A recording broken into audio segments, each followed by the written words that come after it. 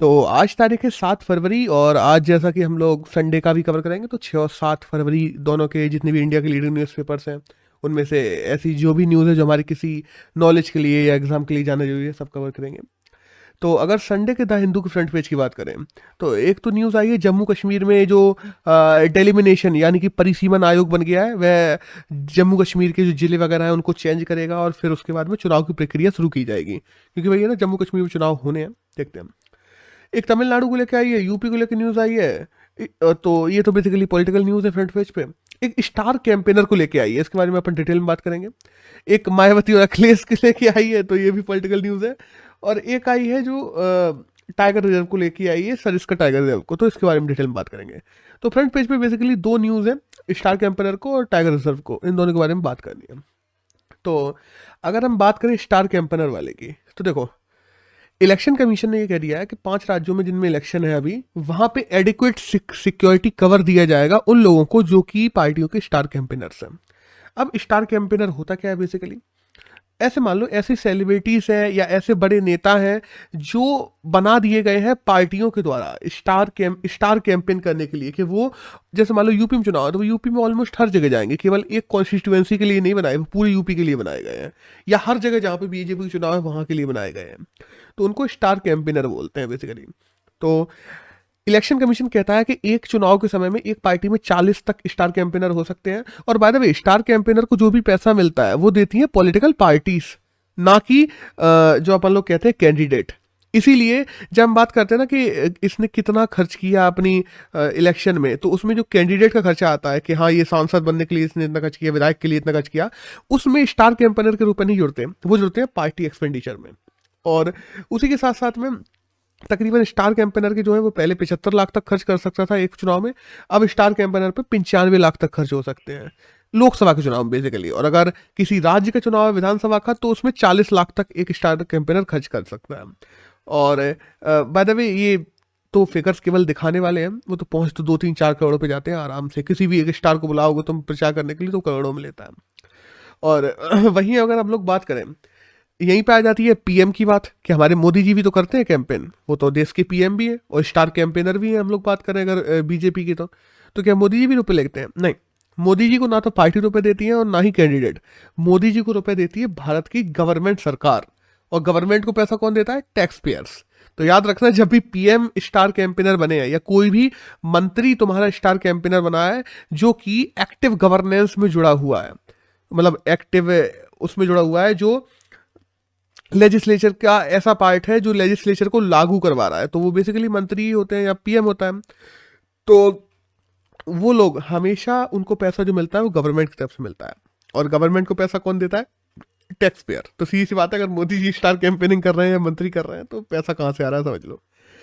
एक next news है भाई सरिस्का टाइगर रिजर्व को लेके। बेसिकली देखो, राजस्थान के अलवर जिले में एक टाइगर रिजर्व है सरिस्का, तो वहाँ पे काफ़ी सालों से कोई टाइगर थे ही नहीं, तो वहाँ पे काफ़ी काम चल रहा था। हम देखते हैं रणथंभौर से ऐसे हेलीकॉप्टर से टाइगर लाए गए थे वहाँ पे, फिर one vehicle one tiger policy वहाँ पे लागू की गई थी कि एक एक टाइगर के पीछे एक व्हीकल लगी रहेगी, उसको देखती रहेगी, उनको प्रिजर्व किया गया है, हैबिटेट उस हिसाब से बनाया गया। तो अभी हाल में ये है कि सरिस्का टाइगर रिजर्व में टाइगर बढ़ने लगे हैं, तो एक बहुत बढ़िया बात है। अब टाइगर रिजर्व की बात आई है, तो अगर भारत में बात कर लें तो तकरीबन 2,967 टाइगर्स है टोटल, तकरीबन 3,000 टाइगर्स मान लो जो इंडिया में है, और दुनिया में 3,500 टाइगर्स है बाघों की बात करें तो दुनिया के जितने भी टाइगर्स हैं उसमें 80-85% टाइगर्स कहाँ पे पाए जाते हैं? केवल इंडिया में पाए जाते हैं। और हम लोग बात करें कि एक वो हुआ था, क्या कहते हैं, एग्रीमेंट, जिसको कहते हैं पीटर्सबर्ग टाइगर समिट 2010, जिसमें ये तय किया गया था कि हम लोगों को टाइगर से डबल करने हैं सारे देशों को 2022 तक, और इंडिया ने 2018 में ही डबल कर दिए थे। और हमारे यहाँ कहा जाए तो 3 बेसिक जगह हैं जहाँ पे पाए जाते हैं टाइगर। शिवालिक जो पहाड़ियाँ हैं, जो हिमालय की सबसे छोटी पहाड़ी कही जाती है वहाँ पे, गंगा के मैदान में पाए जाते हैं, सेंट्रल इंडिया में पाए जाते हैं, और वेस्टर्न ईस्टर्न घाट्स पे पाए जाते हैं। और हाँ, वेस्ट बंगाल बस एक अपवाद है, वहाँ पे एक आध पाए लिए जाते हैं। और सबसे ज़्यादा टाइगर्स कहाँ पे पाए जाते हैं, जहाँ पे सबसे ज़्यादा बड़े भी हैं, तो वो मध्य प्रदेश है। मध्य प्रदेश में तकरीबन 526 टाइगर्स पाए जाते हैं, और सबसे ज़्यादा ग्रोथ भी मध्य प्रदेश ने दिखाई थी जब हम लोग 2014 के बाद 18 का टाइगर जो सेंसस हुआ था उसमें। और इसकी बात करें, सबसे 2 ही ऐसे राज्य जिनमें टाइगर्स घटे हैं, एक तो है अपना छत्तीसगढ़ और दूसरा है मिजोरम, इन दोनों में अपने टाइगर्स घटे हैं। और हाँ, बाय द वे, टोटल अपने पास में 52 टाइगर रिजर्व्स हैं, टाइगर सेंचुरीज है बेसिकली अगर हम लोग बात करें इंडिया में, और जिनमें से 3 सेंचुरीज, एक तो है बक्सा वेस्ट बंगाल में, दूसरी पनामू है जो झारखंड में, और तीसरी है डंपा जो कि मिजोरम में है। ये 3 टाइगर सेंचुरीज ऐसी हैं जिनमें एक भी टाइगर ही नहीं है। तो मतलब हुआ करते थे, खत्म हो गए, बस एक टाइगर सेंचुरी है, और यहाँ पे टाइगर दिखाने के लिए वो लोग वो चलाते हैं, अभी तक सफारी पता नहीं क्या दिखा रहे हैं, देखते हैं। तो दैट्स ऑल। एक नेक्स्ट न्यूज़ है वो आई है लेंजर के बारे में। लेंजर बेसिकली ऑस्ट्रेलिया के क्रिकेट कोच हुआ करते थे, तो उन्होंने रेजिग्नेशन दे दिया है अभी हाल में। देखो, अपने यहाँ क्या होता है ना, अपने यहाँ अगर कोच वोच बन जाते हैं तो वो कोशिश करते हैं और खींचते रहे और खींचते रहे और खींचते रहे। ऑस्ट्रेलिया में मैंने जहाँ तक देखा है, वो उनकी ही क्रिकेट कमेटी कह दे कि आप बने रहे, क्योंकि लेंजर को कहा गया था बने रहने के लिए, लेकिन लेंजर ने खुद से इस्तीफा दे दिया। इंडिया में तो भाई कोई इस्तीफा देना ही नहीं चाहता, सही सी बात ये भी है। और ऑस्ट्रेलिया के एक कोच हुआ करते थे, मुझे इसी से याद आया कि एक कोच होते थे जॉन बैचमैन करके, जो बेसिकली 1999 से 2007 तक वही कोच रहे थे। वो one of the best coaches में से माने जाते हैं ऑस्ट्रेलिया के। और पता है, जॉन बैचमैन के बारे में एक खास बात ये भी है, वो किसी भी क्रिकेट टीम के ऐसे कोच रहे हैं जिन्होंने खुद कभी इंटरनेशनल क्रिकेट खेला ही नहीं था। बस देखो, वही चीज़ है ना कि अगर अगले को अपॉर्चुनिटी नहीं मिली, इसका मतलब ये नहीं होता कि उसको क्रिकेट खेलना या क्रिकेट के बारे में नॉलेज ही नहीं है, सीधी सी बात है। तो दैट्स ऑल। एक नेक्स्ट न्यूज़ है वो आई है टेक्सटाइल इंडस्ट्री के बारे में, कि टेक्सटाइल इंडस्ट्री इंडिया की जो है वो बढ़ के 2022 में $59.3 बिलियन पे पहुंचने वाली है, जो कि देखा जाए वैसे तो कम है, अपन से आगे निकल गया, बांग्लादेश निकल गया आगे लेकिन ठीक है, अपन दुनिया में 6 नंबर पे आ गए हैं। दुनिया में फर्स्ट नंबर पे अगर बात की जाए तो $65 बिलियन के साथ में यूके की टेक्सटाइल इंडस्ट्री टॉप पर है। लेकिन कहा यह जा रहा है कि आने वाले 15 सालों में तकरीबन 2037 तक इंडिया नंबर 1 हो जाएगा टेक्सटाइल में। लेकिन एक्सपर्ट ये भी मानते हैं कि बांग्लादेश नंबर 1 हो जाएगा। अब देखते हैं क्या होता है। एक नेक्स्ट न्यूज़ है वो आई है centre of international modern art के बारे में, कि centre of international modern art और साथ साथ में जो आर्ट एंड हेरिटेज फाउंडेशन है, इन दोनों ने मिलकर अभी जो सीमा अवार्ड्स होते हैं, CIMA अवार्ड्स, उसका 4th एडिशन रखा था वेस्ट बंगाल में, कोलकाता में हो रहा था। तो वहाँ के बेसिकली ये अवार्ड्स किस लिए होते हैं कि जो आर्ट्स होते हैं, आर्ट को लेकर अवार्ड्स हैं कि हाँ किसने अपनी आर्ट में सबसे अच्छी कला दिखाई है, आर्ट कल्चर इन सब चीज़ों में लेके। तो बस एक ही नाम याद रखना है यहाँ पे हमें, जिनका नाम है सोमन चंद्रा। तो सोमन चंद्रा जो पेंटर है बेसिकली, उनको इस बार का सीमा अवार्ड मिला है, वो नंबर 1 वो best artist of the year का अवार्ड मिला है उन्हें। बस दैट्स ऑल। एक नेक्स्ट न्यूज़ है जो आई है अभी शैक्षणिक संस्थानों को लेकर कर्नाटक में। हुआ का कर्नाटक में बेंगलोर में एक जगह एक संस्था ने हिजाब पहनने को छूट दे दी थी बच्चियों को अपने स्कूलों में। जैसे ही उन्होंने छूट दी, यहाँ पे हिंदुओं ने अपनी बच्चियों को, मतलब वही होता ना कि हम भी अपनी बच्चियों को साड़ी पहना देंगे, उन्होंने कहा हम भी अपनी बच्चियों को ये बना देंगे, कैपरीन पहना देंगे, ये कर देंगे, वो कर देंगे। इसको लेके इतना विवाद मचा बेंगलोर में कि ये पूरा मामला चला गया कर्नाटक हाई कोर्ट। तो कर्नाटक हाई कोर्ट ने ये फैसला दिया है कि जो शैक्षणिक संस्थान है उनमें यूनिफॉर्म का कोड ऑफ कंडक्ट होता है और उसे ही लागू करना चाहिए। ऐसा नहीं है कि जो कोड ऑफ कंडक्ट है उसको बिगाड़ दें, क्योंकि देखो स्कूल में बेसिकली कोड ऑफ कंडक्ट बनाया क्यों जाता है, क्योंकि बच्चों को कोई भी ज़्यादा प्रिविलेज या कम ऐसा फील ना करें, इसलिए बनाया जाता है। और बेसिकली अगर मेरी पर्सनल व्यू माने जाए तो मैं तो ये कहूँगा कि स्कूलों में ड्रेसेस यूनिफॉर्म होनी ही नहीं चाहिए। स्कूलों का कर्तव्य ही ये होता है कि बच्चों को सिखाना कि बड़े छोटे में कोई अंतर नहीं है, और वो अंतर सिखाने का काम स्कूल का होता है। और यूनिफॉर्म कोड से तो केवल बेसिकली तुम अपना जो वो है ना, क्या कहते हैं, बाहर उसको टाल रहे हो कि यहाँ पे कोई गरीब अमीर ना लगे, बाहर जाके कुछ भी हो, ठीक सी बात है। तो दैट्स ऑल। एक अब आज के द हिंदू की बात करें बेसिकली, तो इसके फ्रंट पेज पे एक तो हम जानते हैं हमारी जो लता मंगेशकर थी उनका निधन हो गया, गायिका थी, इनके बारे में अभी डिटेल में बात करेंगे। एक न्यूज़ आई है जो CM फेस को लेके आई है पंजाब में, तो कांग्रेस ने अपना CM फेस चन्नी जी को घोषित कर दिया है, तो बढ़िया। और एक रैलीज को थोड़ा बहुत अलाउ कर दिया गया है, और एक R&D को लेके आई है। तो बेसिकली फ्रंट पेज पे एक लता जी की न्यूज़ है, उसको कवर करना है। तो हम जानते हैं कि 28 सितंबर 1929 में मध्य प्रदेश के इंदौर में लता मंगेशकर का जन्म हुआ था, और 6 फरवरी को कल 2022 में इनकी मृत्यु हो गई है। और जब 5 साल की थी ना वो, तब से उन्हें आर्ट और इन सब इंडस्ट्री में जुड़ गई थी। सौभद्रा करके एक प्ले था, 5 साल की थी वो, तब उसमें इन्होंने रोल लिया था। बचपन में इनका नाम लता मंगेशकर का हेमा नाम था, फिर वो बड़ी हुई तो बाद में हम देखते हैं लतिका नाम हो गया था, और बाद में लता हो गया था इनका नाम। और हम ये जानते हैं कि जो क्लासिकल म्यूजिक से, इनकी जो फादर है क्लासिकल म्यूजिक सिंगिंग करते थे।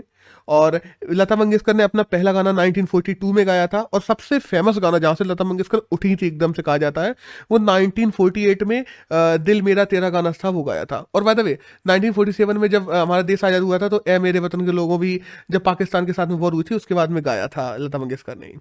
और जवाहरलाल नेहरू के बगल में खड़े होकर गाया था। वो सीन तो ऑलमोस्ट सबको ही याद है, जिसमें जवाहरलाल नेहरू वगैरह ऑलमोस्ट सभी लोग रो गए थे इस गाने पे।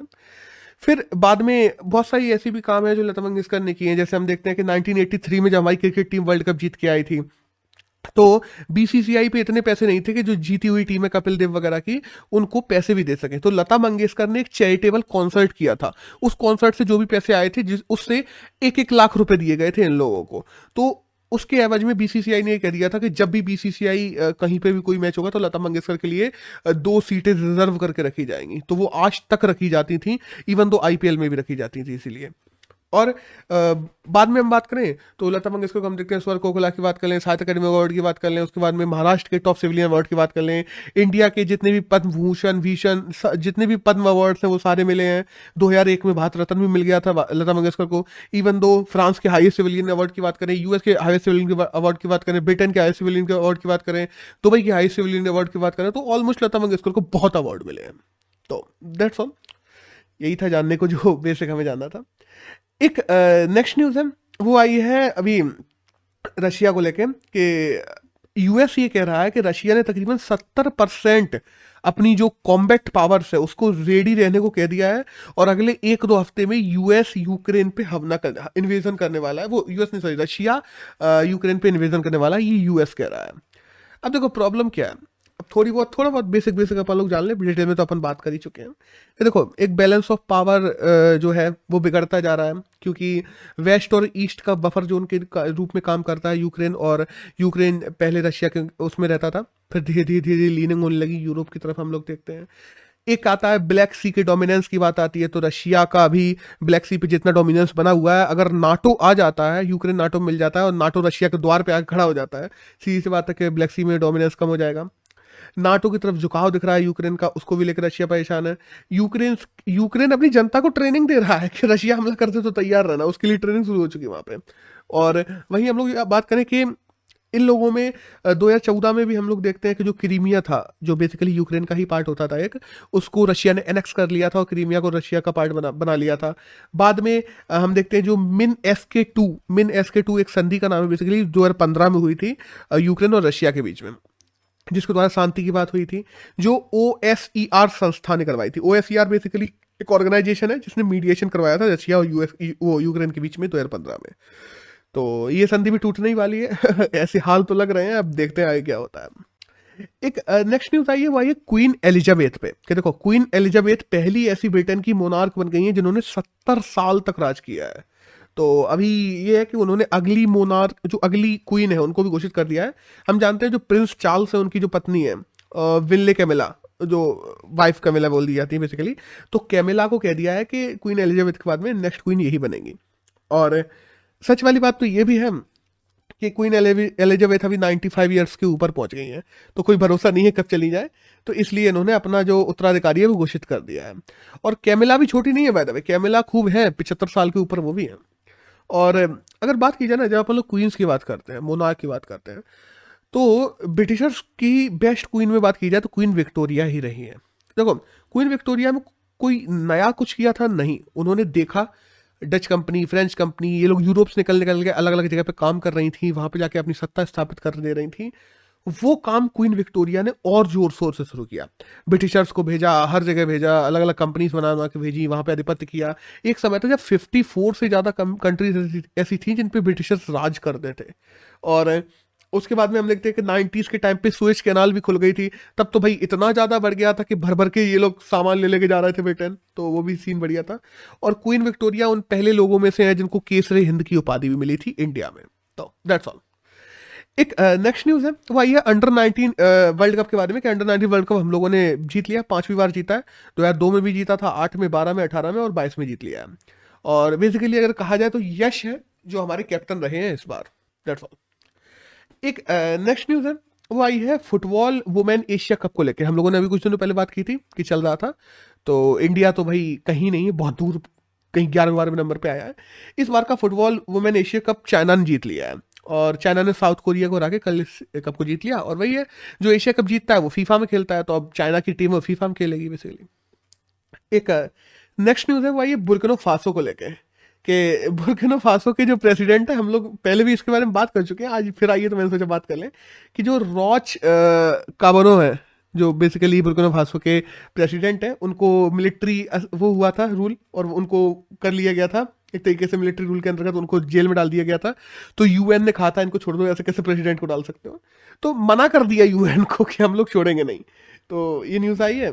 और बेसिकली ये ना, देखो बुर्किना फासो की बात करें तो उसके आसपास के भी जो देश हैं, अपन माली गोयना की बात करें, चैड की बात करें, हर जगह मिलिट्री रूल ही चल रहा है, तो वहाँ पे सिनेरियोस ही ऐसे बने हुए हैं। और बुर्किना फासो में हम देखते हैं कि गोल्ड की बात करें, डायमंड्स की बात करें, इन सब के बहुत अच्छे स्रोत हैं, बट उनका यूज नहीं हो पा रहा जस्ट बिकॉज ऑफ ऐसे वहाँ पे अनसर्टेन सिचुएशन चल रही है। तो दैट्स ऑल। एक नेक्स्ट न्यूज़ आई है वही सिक्योरिटी बॉन्ड को लेके, कि सिक्योरिटी बॉन्ड बेसिकली जो गोल्ड के अंतर्गत आते हैं, मतलब गोल्ड के अंतर्गत लिए जाएंगे ऐसा कहा जा रहा है सरकार के द्वारा। सिक्योरिटी बॉन्ड इंडिया में लागू होने वाले हैं जल्दी ही, कि हाँ तुम अपने गोल्ड दिखा के बैंकों से बॉन्ड वगैरह उठा सकोगे, या बैंकों के पास में एक गोल्ड रिजर्व रहा करेगा, उस पर वो लोग लागू कर सकेंगे। जो बॉन्ड गोल्ड के दम पे लिए जाएं और गोल्ड के दम पे ही बेचे जाएं, उनको श्योरिटी बॉन्ड बोला जाएगा बेसिकली। तो इसमें रिस्क कम होगा, इंश्योरेंस कंपनी इन्हें देंगी, इनको बैंक नहीं देंगे बेसिकली, इसको इंश्योरेंस कंपनीज देंगी, तो प्राइवेट प्लेयर्स भी इसमें इन्वॉल्व रहेंगे। अब देखो अभी लॉन्च नहीं हुआ है, अभी पूरी डिटेल तो निकल के नहीं आई है, जब आएगी तब बात करेंगे। तो दैट्स ऑल, बस पता होना चाहिए कि श्योरिटी बॉन्ड है क्या। तो न्यूज़ में तो आज में यही था। एक एडिटोरियल आया है जो कि आया है सेंट्रल एशिया को लेकर। देखो यहाँ पे सेंट्रल एशिया को लेके ये आया कि और देशों का पर्सपेक्टिव इंडिया को लेके कैसा है सेंट्रल एशिया को लेके। तो देखो हम जानते हैं कि इंडिया की सेंट्रल एशिया में धीरे धीरे धीरे धीरे बढ़ रही है इन्वॉल्वमेंट। हम लोगों ने अभी देखते हैं वर्चुअल समिट भी की थी, उसके बाद में हम लोग जानते हैं कि जो इंडियन कम्युनिटी है वो सेंट्रल एशिया में रहती है, तो उनके भी हमारे इंटरेस्ट हैं। साथ साथ में चाइना का सेंट्रल एशिया में जो दबदबा बढ़ता जा रहा है उसको लेके भी इंडिया परेशान है। और टेरर यानी कि पाकिस्तान अफगानिस्तान, उनको लेके भी अगर हमारे सेंट्रल एशिया से बढ़ते हैं रिलेशनशिप तो अच्छा रहेगा। और साथ साथ में जो हम लोग देखते हैं कि ट्रेड वगैरह तो है ही है, सेंट्रल एशिया से जितना बढ़ेगा उतना अच्छा रहेगा इंडिया के लिए। आज प्रॉब्लम है सेंट्रल एशिया में जियो मिलिट्री पावर्स और जियो इकोनॉमिक पावर्स को लेकर। जियो मिलिट्री पावर्स में आज भी रशिया का इन्फ्लुएंस बहुत ज्यादा है। अभी हम लोगों ने देखा था कजाकिस्तान में जब प्रॉब्लम हुई थी तो रशिया ने अपने ट्रूप्स भेजे थे वहां पे, और ये सेंट्रल एशिया की सारी कंट्रीज के साथ में है। लेकिन जियो इकोनॉमिकल पावर चाइना ने, कि डैम बनाने हो, रोड बनाने हो, इंडस्ट्रीज लगानी हो, चाइना ने इतना इन्वेस्ट किया है सेंट्रल एशियन कंट्री में कि पर ईयर $46 बिलियन का ट्रेड है। तो बहुत बिलियंस ऑफ डॉलर, 100 शायद बेसिकली 500-600 बिलियन डॉलर में तो एक एक कंट्री में कर रखा है इन्वेस्ट। ये वजह है कि टिल्ट होती जा रही है सेंट्रल एशियन कंट्रीज चाइना की तरफ, उनका इन्फ्लुएंस बढ़ता जा रहा है। आज रशिया चाहता है कि सेंट्रल एशियन कंट्रीज में इंडिया आए। एससीओ का पार्ट बनाया था रशिया ने हम लोगों को इसी के लिए। हम लोग देखते हैं पिछले साल भारत की जब एनएसए की मीट हुई थी ना, नेशनल सिक्योरिटी एडवाइजर मीट हुई थी, तब हम देखते हैं कि कोई कंट्री नहीं आई थी। मतलब बेसिकली पाकिस्तान और चाइना दोनों ने बॉयकॉट कर दिया था। स्टिल सेंट्रल एशियन कंट्रीज के सारे रिप्रेजेंटेटिव्स ने अपने जो एनएसए भेजे थे, इवन तो रशिया के एनएसए भी आए थे। इसी के बाद में हम लोगों की वर्चुअल मीटिंग भी हुई है, डायलॉग्स भी सेंट्रल एशिया चल रहे हैं, तो भारत की घनिष्ठता बढ़ती जा रही है। अब देखो कैसे हम कौन कैसे देखता है। अब देखो रशिया इंडिया को कैसे देखता है सेंट्रल एशिया में। रशिया जानता है कि इंडिया आएगा तो आईटी लेके आएगा और पैसा लेके आएगा। साथ साथ में इंडिया कभी भी हार्ड पावर के रूप में किसी देश में नहीं आता, इंडिया सॉफ्ट पावर के रूप में आएगा। तो और डायरेक्ट कनेक्टिविटी है नहीं इंडिया की, तो इन्फ्लुएंस भी कम रहेगा, तो रशिया को उससे फायदा ही है। वहीं अगर अपन लोग देखते हैं यूएसए की बात, तो यूएसए देखता है चाइना को देखते हुए, यूएसए भी चाहता है कि इंडिया वहां पे आए। साथ साथ में जो अफगानिस्तान में वैक्यूम बना हुआ है, जब सेंट्रल एशिया में अगर इंडिया आ गया तो इंडिया अफगानिस्तान में इन्फ्लुएंस अमेरिका का बनाए रखने में मदद कर सकता है। तो अमेरिका का भी ऐसा इंटेंट है कि इंडिया आ जाए सेंट्रल एशिया में। अब चाइना की बात की जाए, चाइना तो चाइना भी इस समय कुछ नहीं बोल रहा है। चाइना को दिख रहा है $2 बिलियन का ये लोग करते हैं ट्रेड पूरे सेंट्रल एशिया से, तो क्या ही कर लेंगे अभी। तो हाल फिलहाल में इंडिया का इंटरेस्ट वो मतलब इन्फ्लुएंस ही इतना कम है, कुछ चाइना को अभी हाल में कोई दिक्कत नहीं है। बट हाँ, बाय द वे हम लोगों ने जब वर्चुअल समिट की थी उसके बाद में हम देखते हैं जब इंडिया +5 समिट हुई थी वर्चुअल समिट, हम देखते हैं कि 27 जनवरी को की थी हमारे मोदी ने। उसके ही कुछ दिनों बाद चाइना ने भी समिट कर ली सेंट्रल एशिया के साथ में, तो मतलब 5 कंट्रीज के साथ में। तो ये भी ये दिखाता है कि हाँ थोड़ी तो टेंशन है चाइना को, लेकिन उतनी नहीं है। ठीक है, अब देखो, हाल में हमें अपना एक्टिविटी कैसे बढ़ा सकते हैं, ये सब चीज़ों लगे बात करें तो कैसे कैसे रूट से जा सकते हैं उसके बारे में तो हम लोगों ने एक बार डिटेल में बात कर लिया था। आज ये कि कनेक्टिविटी बढ़ाने के लिए और क्या क्या जरिए हैं। जरिए ये है कि देखो, central Asian Russian made arms का बहुत यूज़ करते हैं, ठीक है, सेंट्रल एशियन कंट्रीज। और आज ऐसी बहुत सारी फैक्ट्री हैं जो सेंट्रल एशिया में, जो रशिया यूएसएसआर के टाइम पे बनी हुई थी, वो बंद पड़ी हैं। आज रशिया के साथ में मिलकर भारत उन्हें जिंदा कर सकता है। देखो, अमेरिका क्या लगाता है, अमेरिका जो भी देश रशिया से कुछ भी खरीदते हैं तो उन पर काटसा लगा देता है, बेसिकली एक टैक्स लगा देता है एक्स्ट्रा, क्योंकि रशिया से अमेरिका के संबंध अच्छे नहीं है इसलिए। तो लेकिन रशिया और इंडिया जब मिलके दोनों उन्हीं फैक्ट्रीज को जो सेंट्रल एशिया में पहले से हैं जिंदा करेंगी और वहीं पे सामान बनाएंगी तो उन पे काटसा नहीं लग पाएगा, और हम लोग डिफेंस मैन्युफैक्चरिंग को लेके भी आगे बढ़ पाएंगे। इसको लेके बात भी चल रही है इंडिया और रशिया में, बाय द वे। तो ये भी एक अच्छी चीज़ है कि भाई ये कि अमेरिका के सैंक्शन से बच भी जाएंगे, रशिया को भी फायदा होगा, इंडिया को भी फायदा होगा, सबका फायदा है उसमें। अब ये सब ठीक है, इंडिया कैसे बढ़ाएगा, क्या फायदे हैं, ठीक है, हम देख लिया। लेकिन चुनौतियों की बात करें, चुनौतियां क्या है, तो हाँ, चाइना एक बहुत बड़ी चुनौती है, उसका पावर बढ़ रहा है, साथ साथ में लैंड शेयर करता है चाइना, ये भी हम जानते हैं, सेंट्रल कंट्रीज के साथ में। ईरान को भी एक चैलेंज के रूप में देखा जा रहा है, क्योंकि हम देखते हैं ना, वेस्टर्न कंट्रीज जो ईरान, वही ना, वेस्टर्न कंट्रीज जब तक सैंक्शंस लगाते रहेंगे ईरान की तरफ, ईरान का झुकाव बना रहेगा चाइना की तरफ। और इंडिया अगर चाहे ना कि ईरान होते हुए, चाबार का यूज करते हुए हम लोग सेंट्रल एशिया जाए, ईरान का झुकाव चाइना की तरफ है, ये भी एक दिक्कत है हम लोगों के लिए, चैलेंज है। और सबसे बड़ा चैलेंज है भारत के कमिटमेंट्स, कि भारत अपने कमिटमेंट ही पूरे नहीं करता। हम लोग अगर बात करें कि भूटान में, तो भूटान में हम लोगों ने हाइड्रो पावर बढ़ाने की बात की थी, अभी तक नहीं हुआ। वहीं हम लोग बात करते हैं कि लुक ईस्ट पॉलिसी हम लोग चलाते थे, जब ईस्ट वाले म्यांमार, लाओस, वियतनाम में लोगों ने पूछा क्या हुआ लुक ईस्ट का, तो हम लोगों ने कह दिया अब एक्ट ईस्ट करेंगे। पॉलिसी बदल दी, नाम बदल दिया, लेकिन किया कुछ नहीं। उसके बाद में हम देखते हैं म्यांमार में रोड बनानी थी, वो भी हम लोगों ने नहीं किया। श्रीलंका में 50,000 घर बनाने थे रेफ्यूजीज के लिए, हम लोगों ने 2,500 ही बनाए अभी तक पिछले 10 सालों में। तो मतलब ऐसा सीन चल रहा है कि इंडिया अपने जो वादे हैं उनको भी पूरा नहीं कर पाता। तो ये कुछ चैलेंजेस हैं जो भी हमारे साथ बने हुए हैं, लेकिन हाँ, अगर इन सबको टैकल कर लेता है तो इंडिया अपना इन्फ्लुएंस बढ़ा सकता है सेंट्रल एशिया में, चाइना के साथ में बैलेंस ऑफ पावर भी कर सकता है, और इंडिया और रशिया दोनों मिलकर एक एक्टिव रोल प्ले कर सकते हैं सेंट्रल एशिया में। That's all. तो इस एडिटोरियल में तो यही था। एक नेक्स्ट एडिटोरियल और आया है एक 5G पे। 5G को लेकर क्या आया है, देखो, हम लोग जानते हैं गवर्नमेंट ने कह दिया है कि 2022 में ट्रायल्स पूरे कर लिए जाएंगे। 5G को लेकर जो घोषणाएं हुई हैं, एक तो ट्रायल्स पूरे कर लिए जाएंगे, दूसरा जून तक एलोकेशन कर दिया जाएगा स्पेक्ट्रम का, और तीसरा प्राइवेट जो कंपनी से उन लोगों को 5G का स्पेक्ट्रम दिया जाएगा, बेसिकली बैंड विड्थ दी जाएंगे अलग अलग 5G को इंडिया में रेगुलेट करने के लिए। जो हम देखते हैं ना, हम लोग का 2G 3G 4G जो भी अपन लोग बात कर लें, वो एक बैंड विड्थ पे चलता है। ऐसे ही 5G की जो बैंड विड्थ है वो 2.6, 3.5 और 7.0 गीगाहर्ट्ज है, बेसिकली आज ही निकल के आया है। तो इन 3 बैंड विड्थ पे 5G चलेगा, और इनका एलोकेशन, जो स्पेक्ट्रम का एलोकेशन होता है, वो होगा इस साल जून में, जो प्राइवेट कंपनीज को होगा बेसिकली, ठीक है। तथा जो ट्राई है, telecommunication regulatory authority of India, उससे भी गवर्नमेंट ने कह दिया है कि लॉ और गाइडलाइंस बनाए।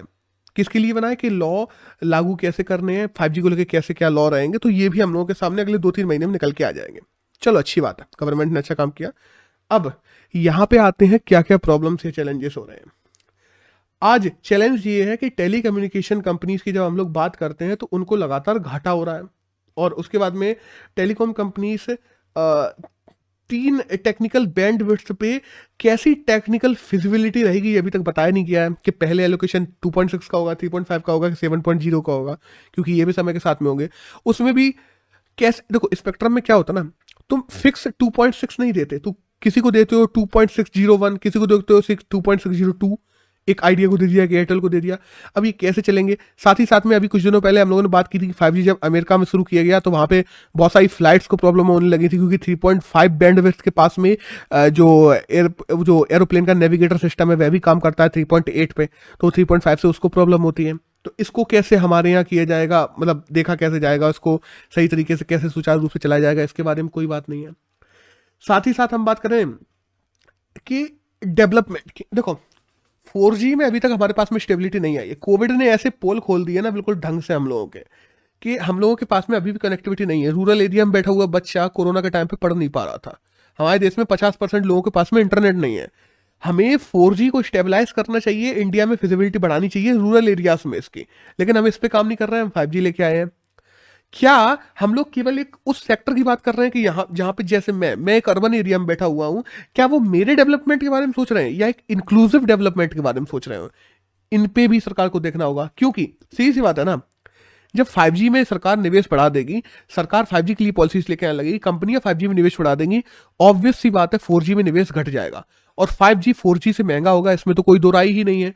तो क्या वो निवेश बियर करना एक तरीके से सही रहेगा? क्योंकि अभी इंडिया में कनेक्टिविटी बढ़ाने की ज्यादा जरूरत है, इसके बारे में बात है पहली बात तो। लेकिन हाँ देखो, मैं ये बात तो मैं भी मानता हूं कि टेक्निकल ग्रोथ के लिए, टेक्निकल डेवलपमेंट के लिए तुम्हें जरूरत होती है कि तुम 4G 5G 6G पे जाओ, वही होगा, वही नेक्स्ट फ्यूचर है और वही चीजें हैं जो तुम्हारे ओवरऑल क्या कहते हैं ना, टेलीकम्युनिकेशन सेक्टर को बढ़ाने में मदद करेंगी। लेकिन स्टिल पहले तुम्हें अपने कस्टमर बेस भी बढ़ाने की जरूरत है, लोगों को उतना पैसा देने की भी जरूरत है। तुम्हारे पास में कस्टमर्स ही नहीं है, तुम 5G रोल आउट कर दोगे तो कैसे चलेगा? अब ये भी एक सीन है।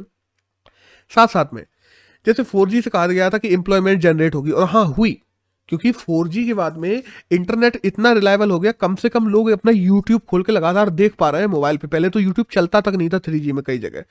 4G के बाद में उसकी कम कॉस्ट की वजह से इतना रिलायबल हुआ कि लोगों ने स्किल डेवलपमेंट ही यूट्यूब जैसे सोर्सेस को देख देख के और कोर्सेस वगैरह को देख के, मतलब 4G का यूज करते हुए।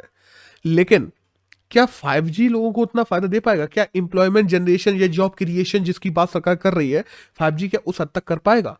क्या उस हद तक रिलायबल है? अभी ये एक बहुत बड़ा क्वेश्चन आता है, ये अभी पता ही नहीं किसी को। इसके बाद में कोविड ने हमारी एग्जिस्टिंग जो हमारा मोबाइल नेटवर्क है उसके तो पोल खोल के ही रखी है। तो क्या उन बच्चों तक, उन गांव के लोगों तक जहां पे अभी नहीं है नेटवर्क्स, उन तक पहुंचाना पहले जरूरी नहीं है? क्या 4G पे काम करना पहले जरूरी नहीं है? इन सबको भी बात है। अब देखो, बात ये नहीं है कि तुम 4G या 5G पे काम करो, ठीक है, तुम 6G भी लाओ, 7G भी लाओ, लेकिन एग्जिस्टिंग जो रिसोर्सेस है तुम्हारे पास में उसकी एक बास्केट बनानी पड़ेगी। तुम अगर सारे रिसोर्सेस को उठा के 5G में डालना शुरू कर दोगे तो अगले 5 साल में तुम 5G मूव कर जाओगे, लेकिन पीछे के जो लोग पिछड़े हुए हैं वो पिछड़े ही रह जाएंगे, ये गैप और बढ़ जाएगा। तो इस पे भी सरकार को गौर करने की जरूरत है। तो दैट्स ऑल। अगर हम बात करें 7 और 6 फरवरी की, तो यही कारण था जो हमें किसी भी एग्जाम में जाने के लिए जरूरी था। That's all.